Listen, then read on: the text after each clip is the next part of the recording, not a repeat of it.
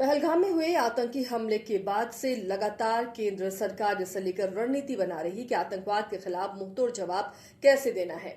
इन सब के बीच केंद्रीय गृह मंत्रालय से एडवाइजरी जारी हुई है, जिसमें 7 तारीख को कई राज्यों में देश भर में कहें मॉक ड्रिल का आयोजन होगा कि अगर युद्ध की स्थिति में भारत रहता है तो क्या सावधानी बरतनी चाहिए, उसके लिए मॉक ड्रिल कराया जाएगा।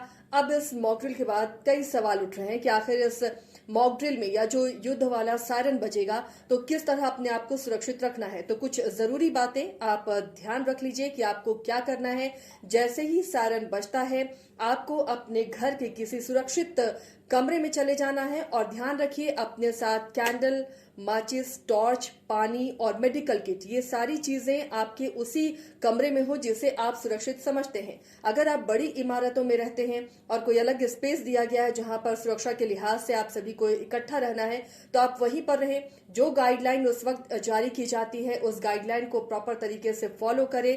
साथ ही अपने दिमाग में, अपने जहन में 2 रास्तों का हमेशा ध्यान रखें कि किस रास्ते से अगर इमरजेंसी आती है, एक रास्ता बंद होता है तो आप दूसरे किस रास्ते से निकल सकते हैं। तो कुछ ऐसी छोटी छोटी बातें हैं जिससे अगर युद्ध होता है या किसी तरह से मिसाइल से हमला होता है तो इस दौरान आप बच सकते हैं। हालांकि पूरे सुरक्षा के इंतजाम किए जा रहे हैं, घबराने की जरूरत नहीं है, लेकिन जो एडवाइजरी जारी की जाती है या जो रक्षा विशेषज्ञ जो होते हैं उनकी माने तो इस तरह के कुछ उपाय सभी को अपने जहन में रखने चाहिए। फर्स्ट एड किट सभी को अपने घर में रखने चाहिए। कुछ जरूरी दवाएं आप स्टोर कर सकते हैं। इसके अलावा 3 दिनों का राशन आप स्टोर करके रखें। जिस कमरे में आप हैं वहां पर सूखा सामान खाने पीने का जरूर रखें, जो सुरक्षित कमरा आपको नजर आता है।